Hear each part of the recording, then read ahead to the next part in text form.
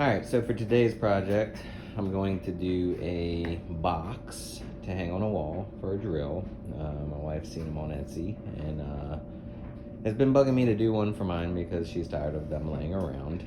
So I have some scrap wood. Already took measurement for 2 drills. So I'm gonna do 20 inches by 20 inches.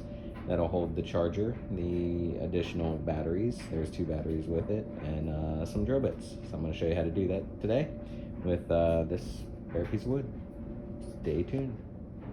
On your table saw, get it ready for 20 inches by 20 inches, and then make sure you have enough for a 3/4 cut. So take a tape measure. I always recommend when you do these, no matter how square your table saw is, measure the 20 inches and then measure the backside too to make sure it cuts square.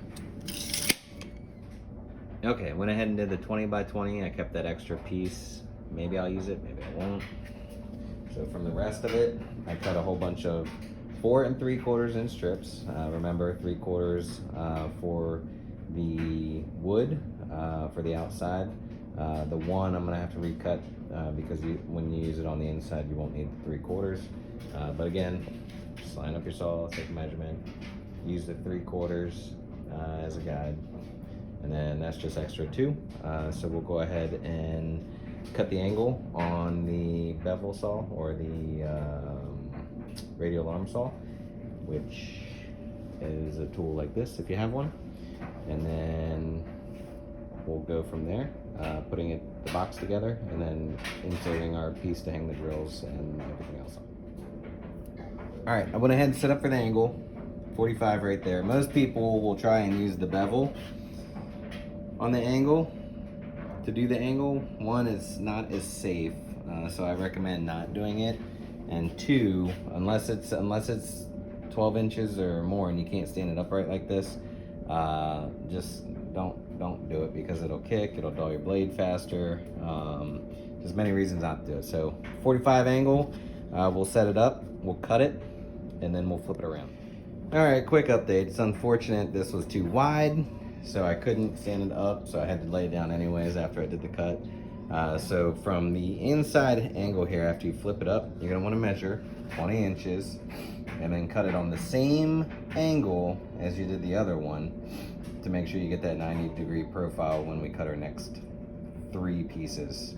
Again, measure 20 inches on the inside because the outside is gonna go further than that piece of wood. So 20 inches to the inside, 20 inches down here somewhere, and then I'll measure it and I'll cut it. Okay, and as you see, a quick check, I laid the piece of wood down, laid the other one on the side, so then we're gonna create the other 3 sides. So obviously inside quarter lines up with the inside corner, right? So again, 20 inches. So I'm gonna go ahead and do the other 3 cuts, put it together, and then we'll do the part for the drill to hang the drill on. All right, as you can see, 45's cut, box created, right? So what I will say is when you do the 45s, see the angle on the end? Once I glue and put this together, you won't be able to tell where it starts and where it stops, really. So that's why I do the 45s instead of just doing the ends, because when we hang on the wall, if you don't do that, you're gonna see this gradient on the sides, and it's just not attractive for a house. And if it's in a shop, do it all day long. If it's not, hide it. All right, we'll go ahead and glue it, and I have a finish nailer, so I'm gonna use a finish nailer to tack it together. You can screw it, but you'll see the screws. You won't be able to go back putty them, make it look nice, but teach their own. So finish nailer it is, and we'll be back after I do that. All right, box is done, glued and nailed. As you can see, corners pretty tight. You can always gauge how well your cuts are by how tight. See how that one's a little loose. So as with the nail holes, see, you have to wood putty all this stuff before you sand it, but once you wood putty it, see the gap there, small gap, you're gonna have to, and I use clamps too, so it is what it is. You're gonna have to use wood putty, sand it. It's tight because of the nails, And then pay attention when you're cutting your grain. So see how the grain goes left to right? When you're putting it on a wall, you want to make sure, do you want left to right, or do you want up or down based on your decorations and everything you do? Typically it's left to right, like reading a book. But when you go on the side, see how it went down? And then on the top, it goes left to right. And then on the side, again, top down, and then on the bottom, you can see on the inside, left to right. It just looks better. If you do it different ways, even with scrap wood, it just looks horrible when you stain it. If you're gonna paint it, it doesn't matter. Do what you want, but if you're gonna stain it, make it look nice. Recommend keep the grain the same way. All right, so next we're gonna go ahead and do our shelf for to hold the drills. So the drill I'm gonna put along the top. So I'm gonna create a shelf somewhere around here. I'm gonna take a measurement with it, and I'll show you how I do that as well, and then how I ultimately cut the holes to slide the drills in and to hold it. And then we'll do a shelf around there for drill bits, and then on the bottom I'll cut a circle out. I don't know if it's gonna be in the middle or on the side, but that'll allow the charger to go down to plug into the wall to hold the batteries. All right, stay tuned. All right, 3.5 is what I've decided to be able to hold these drills. Again, just 2 drills. Cut your wood 3.5, and then I gotta cut it obviously to the width of the box, and then we're gonna place them in there. I'm gonna do it like that, I think. It's because I like that profile. And then I'm going to show you how I cut out or notch out to hold the drills in there. And then probably create another shelf in the middle to hold the charger to go down. I'm gonna mount the charger like that so I can just easily clip in the battery while it's on the plywood. And I'm gonna drill a hole somewhere down here to go down and plug into the outlet. So this is a self-contained organization box for my 2 drills. Stay tuned. All right, so it's kind of where I want it to sit. So we're gonna go ahead and measure how wide this is. And you wanna give a little wiggle room because obviously it gets pretty wide. So you don't need to go crazy on making it super tight. So right here, it looks like we're gonna go 2 inches. So we're gonna use a 2-inch hole saw to cut that. It's about the same on this one. So I'm gonna measure it where I want it on the sides. Both sides, keep it the same. Then I'm gonna use a 2-inch hole saw. I'm gonna leave a gap in the back, obviously, because it doesn't sit, if you're looking at it, easiest way to explain it is it doesn't sit all the way against there. So I'm gonna leave like an inch gap, and then cut with the 2-inch, mark with the 2-inch hole saw, and then I'm going to use a jigsaw to go straight, and I'll show you how I kind of do that.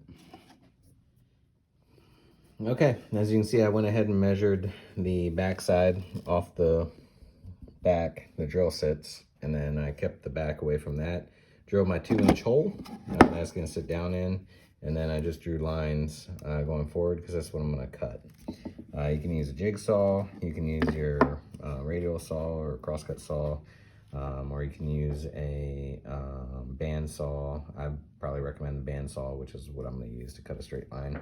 And then put them in, then you'll be able to hang your drill after we glue it and then nail it. So I'll go ahead and show you the after effect of doing so. Stay tuned. Okay, after you cut it, go ahead and put it in. So I'm gonna go ahead and glue it and nail it. And then that'll be the holder for my 2 drills. And then after that, I'm going to probably create another shelf here. I'll do a flat shelf.